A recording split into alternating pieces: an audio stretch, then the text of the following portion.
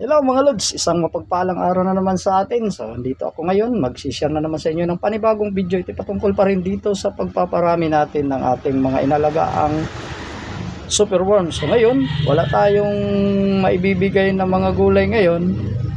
Pero di tayo mamamroblema dahil may pagkukunan tayo ng ibibigay natin. Sa halip na gulay, ito'y gagamitan natin at papakain natin yung pinaparami ko din ng mga tinatawag na asula. Ayan, tara, samahan nyo ako. Kukuha tayo doon sa likuran ng pamamahay natin.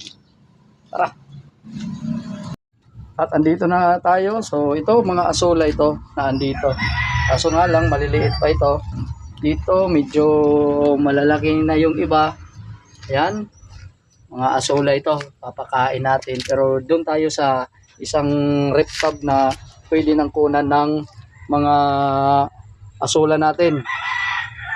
Ayan, andito tayo. So, ito yung asula natin sa rep tub na to. Dito tayo kukuha. Pero ito, mayroon din dito. Ayan, kukunin natin to. Ito yung ano natin. Ito yung ipapakain natin doon sa mga inaalagaan natin na ayan, ganito lang. Sandok lang tayo dito. Yun. Ganyan yung ano natin. Dito nga, maliit lang to pero may mga asula dito. Makapal ito. Pag medyo makapal yan, mga malalaki yan. Oh. Yun. Yun. Ito sa kabila. O yun. Kunin lang natin to. Yan. Sandukin lang natin. O sibot. May ano tayo dito pang sibot. Ayan. Medyo madami-dami to. Pero mamaya hugasan pa naman natin to bago natin ibigay sa mga alaga natin. Ayan.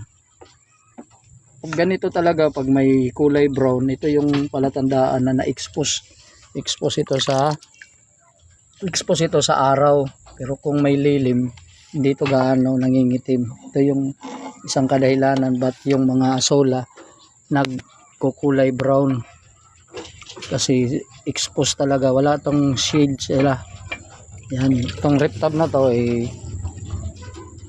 nilagyan ko lang ng ng mga asola muna. Ayan. Wala na. Dito na tayo. So ito, babanlawan naman natin to. Tara, naman tayo. At ito na mga lods, yung nakuha natin na asula. So mga 2 kilos ito. Higit dito sa yung mga rep tub natin na may mga asula. Hindi ko na muna dito tinanggalan dito yung asula kasi mayroon man tayo doon sa pinagkunan natin kanina. Ito yung kagandahan din na mayroon tayo pag nag-aalaga tayo ng superworm, magparami din tayo ng ganitong uri ng halaman. Parang aquatic to kasi nabubuhay to sa tubig. Ayan yung iba pa natin na mga pinaparami. So, madilim na yun. Pero ipapakita ko sa inyo sa susunod na video sa part 2 ng ating kung paano ko ito bibigay sa ating mga inalagaang superworm. God bless po at ingat pong lahat. Bye! Thanks for watching po.